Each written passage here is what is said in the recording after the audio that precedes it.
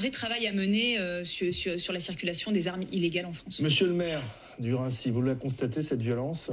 Moi, je constate un changement de notre société, une évolution profonde de la société.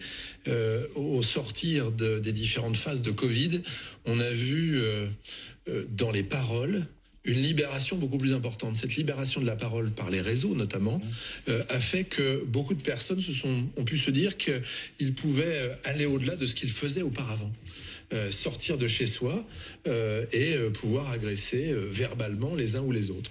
Et on a des excès, effectivement, dans certains départements, dans certaines communes. Moi, je ne suis pas touché par cela, mais je sens une évolution de ce comportement qui va faire que, eh bien, on aura un travail beaucoup plus étroit à réaliser avec la police nationale. On a nos polices municipales. Et puis, on a c'est quoi, des agressions verbales, des agressions physiques? Alors, il y a des agressions verbales qui sont de plus en plus importantes parce que, encore une fois, il y a plus cette retenue normale, naturelle. On se parle mal comme sur les réseaux sociaux, quoi, en fait. Voilà, cette libération de la parole a été importante, je crois, parce que chacun a pu dire ce qu'il avait envie de dire.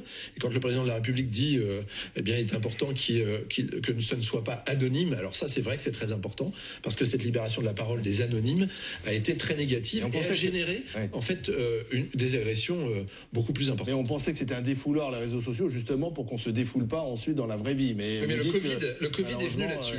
Le Covid est venu là-dessus, les gens se sont retrouvés enfermés, et cette libération a fait que, eh bien, ils ont générer une volonté et peut-être des impulsions assez négatives. Geoffroy, dans la communication, et peut-être que Gérald Darmanin a un discours de fermeté, mais dans les faits, on manque, on a le bras qui tremble, en fait, lorsqu'il s'agit de sanctionner. Depuis tout à l'heure, on parle de justice, on parle de police, et c'est normal, puisque ce sont deux institutions très importantes. Et puis, au milieu de tout ça, il y a ceux qui sont au contact du terrain, c'est-à-dire les policiers, mais aussi les intervenants sociaux, par exemple. Moi, j'ai demandé à ce qu'il puisse y avoir une intervenante sociale dans le commissariat de police pour que lorsqu'il y a des faits graves, avérés, intrafamiliaux par exemple, eh bien, les victimes soient immédiatement traitées. Et ça, c'est un élément dont on n'a pas parlé jusqu'à présent et qui est essentiel pour ces victimes, mais aussi pour les agresseurs, lorsqu'on parle de ces agressions intrafamiliales.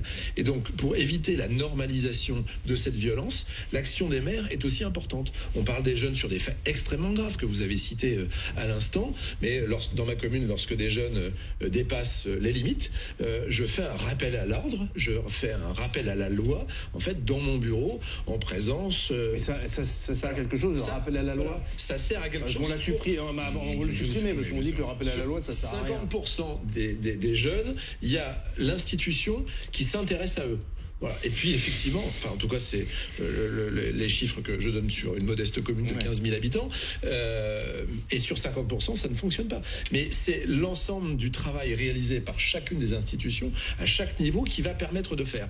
Mais vous avez raison, je pense que la loi Belloubet doit être réformée parce que à chaque fois qu'il est commis quelque chose, il doit y avoir en réponse de l'État eh bien un élément essentiel. Mais alors le problème c'est que c'est la même majorité, c'est-à-dire que là d'un côté, on veut être ferme, et puis de l'autre, il y a une loi qui visiblement n'est pas suffisamment. Et très clairement, un gouvernement peut aussi évoluer. Enfin, je pense qu'il peut y avoir aussi des évolutions. La société le réclame, en tout cas. Le discours n'est pas clair, pardonnez-moi.